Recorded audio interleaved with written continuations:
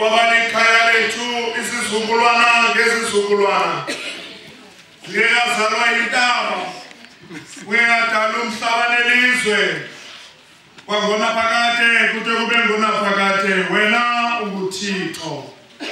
masiqalele lenkonzo ngokucula kunye kumaculo ethu iculo 272 umhlaba wesabata Nkosi sibuye sawubona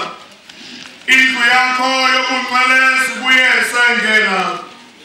ngena nokungena kwethu sibukho bakho zithi inhliziyo zethu zamkele